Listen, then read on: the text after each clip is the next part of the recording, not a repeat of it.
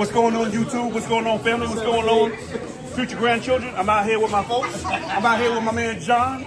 We're out here in Fort Lauderdale. Katie over there. What's going on? We out here.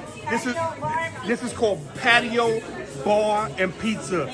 Yo, in Fort Lauderdale. You know I don't tell y'all nothing if it ain't true. This is what it is. This is one of the best pizza spots in Fort Lauderdale. I'm telling you right now. I just ate a whole pie by myself, bro. A whole pie. So y'all need to come out here. 100%. Y'all need to come out here. Listen, I don't even got words right now. The food was good. Come out here and holler at your boy, Patio Bar and Pizza.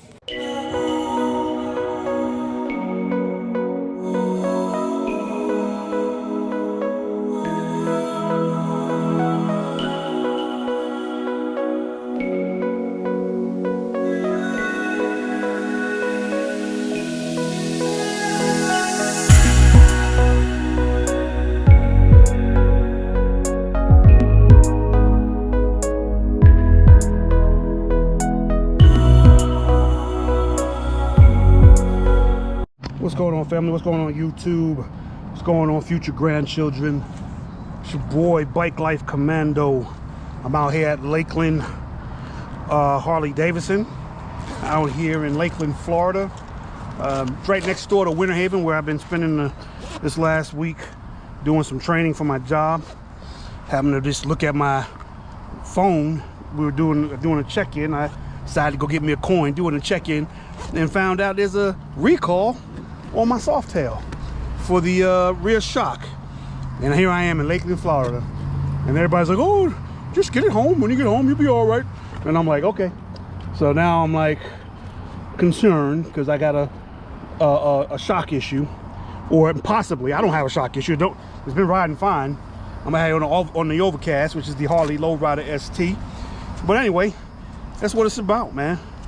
I'm gonna give you some safety tips on driving in the traffic here. So for all you newcomers and all you new riders, I really want y'all to just know that this is from my experience. I am not an expert.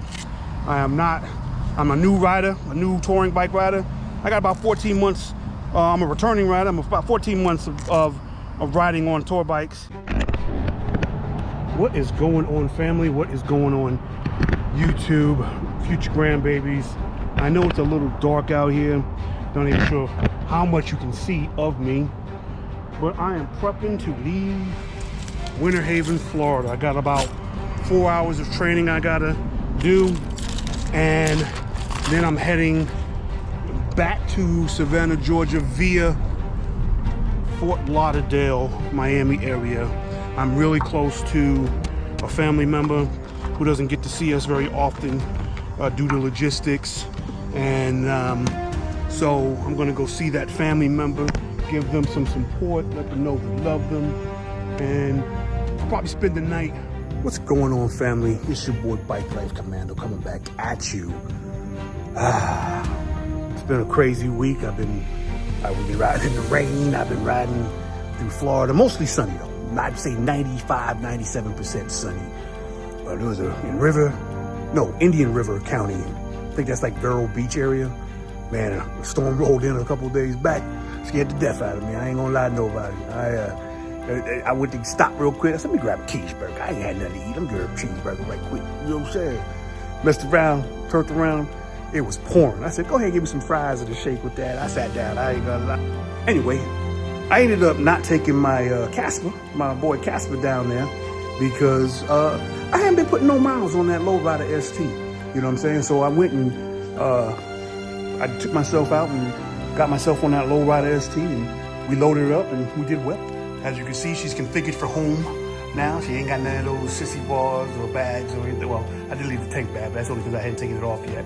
You know what I mean? She's due for some services, so I'm gonna go ahead and allow her to get serviced.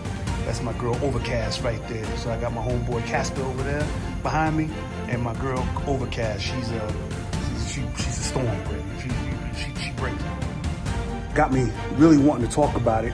16,000 miles, 12 months later, I wanted to talk about my experience as a new touring bike rider. You know, I know she's not a touring bike like a bagger, like everything like that. I am familiar. But I used her for touring, as well as my Indy, which I'm sure you've seen before. That's my boy Casper there. I'm sure you've seen him. But I also wanted to talk about the beauty of riding and also the hidden risk that we talk about all the other obvious risks. We talk about, cars in our blind spots and, applying the brake evenly and, rear and front brake evenly. Those kind of things that we worry about on a normal basis. I've even spoke about them in my tutorials, I guess, to some of the newer riders and returning riders who are learning with me, right? But I wanted to talk about some of them hidden ones that we come across. So in my normal fashion, I made a list in regards to what I thought were some of the hidden dangers that we need to be aware of, right? So, number one, watch for gravel at intersections and driveways. I mean, how many times have you tried to stop somewhere and maybe, there was some debris, or maybe you live in one of those coastal areas where the sand comes off the runoff? You gotta be very careful of those things. Those things can cause you great grief, and you can slip and maybe drop your motorcycle, just coming to a slow stop. Wildlife is not just for nighttime. Please understand that you can get got during the day. Deer come out, wild dogs, hogs, wherever you live at. You need to watch out when you're on those back and roll roads for wildlife. They can come out and they can hurt you. From what I know about deer, which is not much, they like it when it's cool and moist outside. So if it's raining, you can rest assured there's a patch of deer somewhere around there. Number 3, expect zero cell service. Carry some paper maps with you if you plan on doing some adventure riding or riding the back roads or what have you, because if you don't know your way, it can be troublesome.